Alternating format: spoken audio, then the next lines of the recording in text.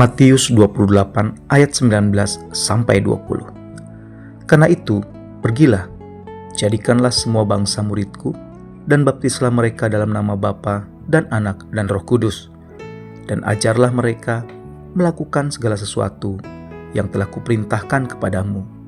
Dan ketahuilah, aku menyertai kamu senantiasa sampai kepada akhir zaman.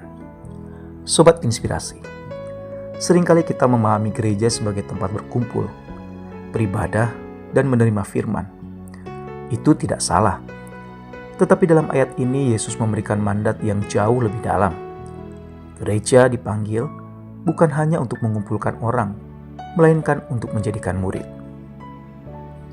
Menariknya, Yesus tidak berkata, "Pergilah dan kumpulkan pengikut." Tetapi Yesus berkata, "Jadikanlah murid." Ada perbedaan besar di antara keduanya. Pengikut bisa datang dan pergi, bisa hadir tanpa perubahan. Tetapi murid adalah seseorang yang belajar, bertumbuh, dan diubahkan hidupnya. Artinya, gereja yang sehat bukan diukur dari seberapa banyak jemaatnya, tetapi dari seberapa banyak hidup yang diubahkan. Dalam firman Tuhan yang kita baca, ada 3 langkah sederhana, namun mendalam, untuk memahami apa yang menjadi pesan Kristus. Yang pertama, pergi. Iman Kristen bukan iman yang pasif. Kita tidak hanya menunggu orang datang, tetapi kita diutus keluar, ke sekolah, ke tempat kerja, ke lingkungan kita. Kehidupan sehari-hari adalah ladang pelayanan. Menjadi murid Kristus berarti hidup kita menjadi kesaksian melalui sikap, perkataan, dan kasih yang nyata. Yang kedua adalah membaptis. Baptisan adalah tanda komitmen. Ini bukan sekedar ritual, tetapi simbol kehidupan baru. Gereja yang menjadikan murid membantu orang untuk tidak hanya mengenal Yesus, tetapi juga mengambil keputusan untuk hidup baginya. Yang ketiga, mengajar untuk melakukan. Yesus tidak hanya berkata, "Ajarlah mereka mengetahui," tetapi melakukan.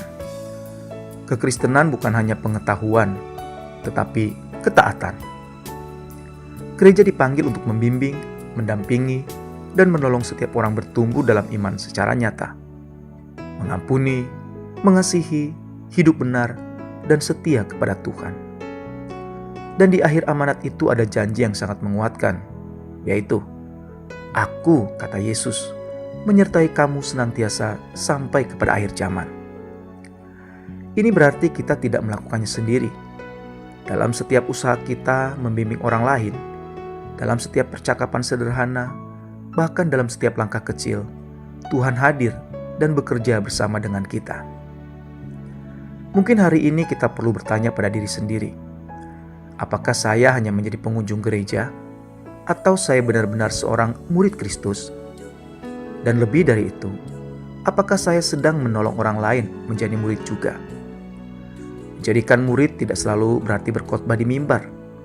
Kadang itu berarti mendengarkan teman, mendoakan seseorang, membagikan firman sederhana, atau menjadi teladan dalam kehidupan sehari-hari.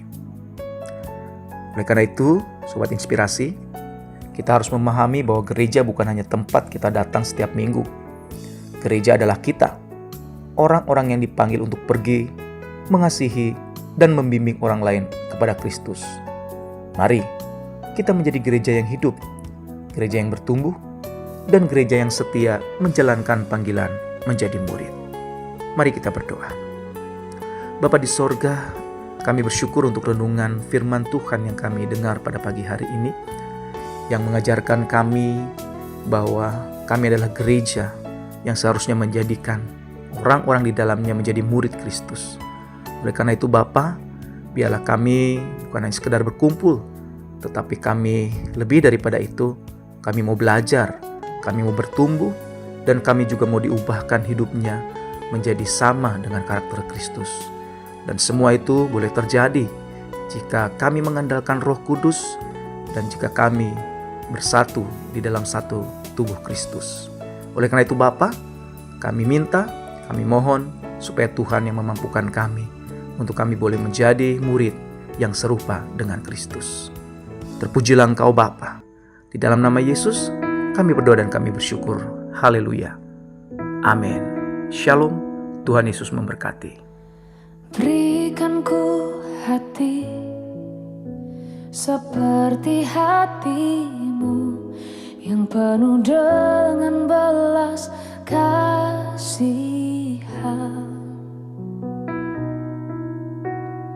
Berikan ku mata seperti matamu, memandang tuaian di sekelilingku.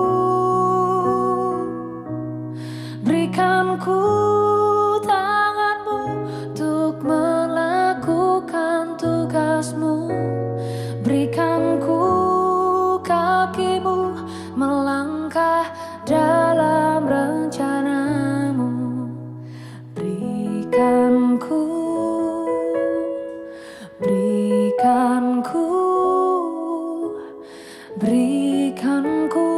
hatimu.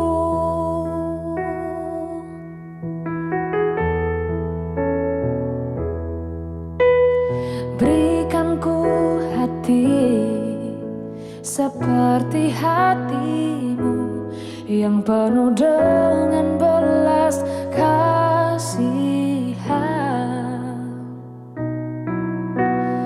Berikan ku mata seperti matamu, memandang tuaian di